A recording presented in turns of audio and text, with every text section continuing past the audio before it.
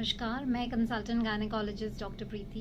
आज हम बात करेंगे प्रेगनेंसी के अंदर जो बेबी बम्प है, जो निचले एब्डोमेन के अंदर जो एक प्रोट्रूडिंग बम्प रहता है, वो आपको कब दिखाई देना लगता है और क्यों दिखाई देता है।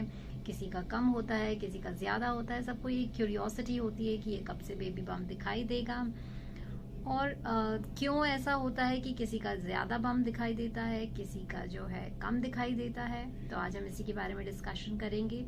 बेबी बम्प जो होता है वह लगभग 3 महीने के कंप्लीट होने के बाद में 12 से 14 या 16वें हफ्ते के अंदर आपका दिखाई देता है।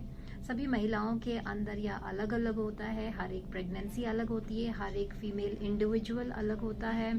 इसलिए यह जो बेबी बम्प है, यह इसका जो अपीयरेंस का टाइम है वह भी अलग होता है। कम बम्प और ज़्यादा, यह भी अलग अलग फीमेल्स के अंदर अलग अलग प्रेगनेंसी में डिफरेंट होता है। तो यह दिखाई क्यों देता है? शुरू में बच्चा आपका काफ़ी छोटा होता है। बच्चे की जैसे जैसे ग्रोथ होती जाती है तो वह यूट्रस भी बड़ा होता जाता है, यानी कि जिसमें बच्चा रहता है, बच्चादानी, उसका साइज़ भी बड़ा होता जाता है। और जनरली नॉर्मल जो एनाटॉमी के हिसाब से जो यूट्रस है, बच्चादानी है, वह आपका पेल्विस के अंदर होता है।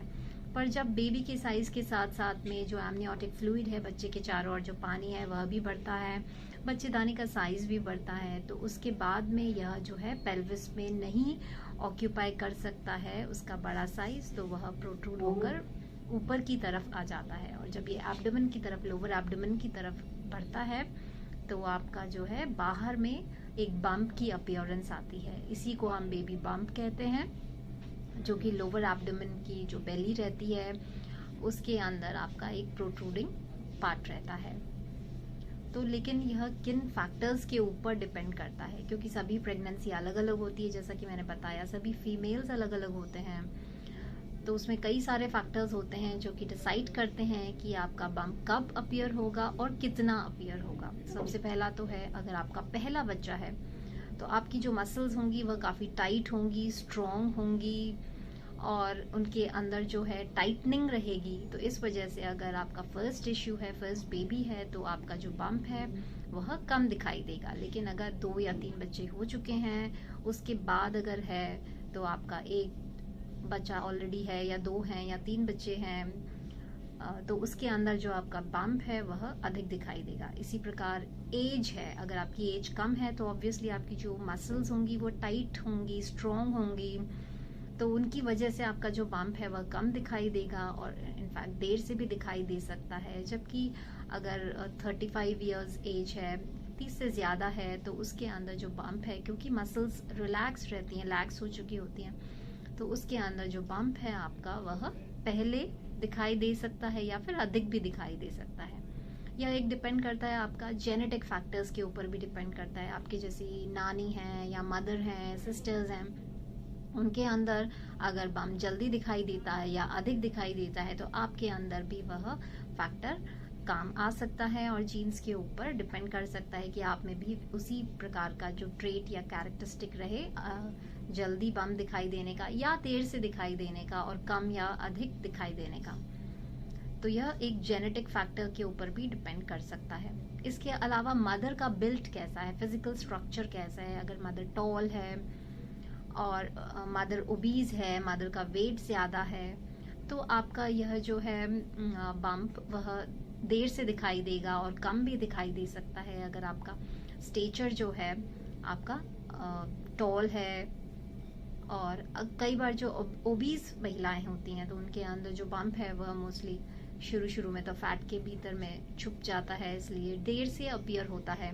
जबकि अगर महिला थिन है, शॉर्ट है, तो उसके अंदर जो बम्प है वह जल्दी दिखाई देगा और अधिक भी दिखाई देता है, क्योंकि महिला का इटसेल्फ का जो स्ट्रक्चर है, जो बिल्ट है, फिजिकल स्टेचर जो है वह कम होगा, तो बम्प ज़्यादा प्रोट्रूडिंग फील होगा।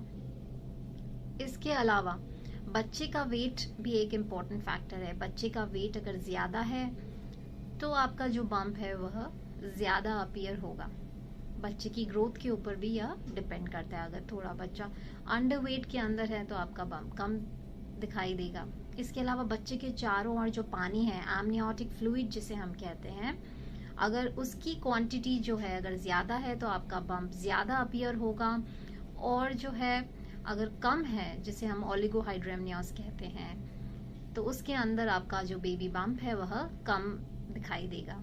इसके अलावा प्रेगनेंसी, अगर सिंगल प्रेगनेंसी, अगर एक ही बच्चा है तो आपका बम्प कम होगा, लेकिन अगर मल्टीपल प्रेगनेंसी हैं, जैसे कि ट्विन्स हो सकते हैं, ट्रिपलेट्स हो सकते हैं, या फिर और केसेस के अंदर कई बार 4 बच्चे भी होते हैं और अधिक बच्चे भी होते हैं, तो आपका उसमें जो बम्प है वह अधिक दिखाई देगा। तो हालांकि ये जो फैक्टर्स होते हैं ये जो बेबी बम्प को जो इफेक्ट करते हैं, तो बेबी बम्प जो है उससे हम डिसाइड तो कर लेते हैं बच्चे की ग्रोथ कैसी हो रही है, लेकिन एक कंक्लूसिव क्राइटेरिया नहीं है, क्योंकि दूसरे फैक्टर्स भी हैं जिनके ऊपर बेबी बम्प डिसाइड करता है, जैसे कि एज है, पैरिटी है, यानी कि कितने नंबर का बेबी है आपका।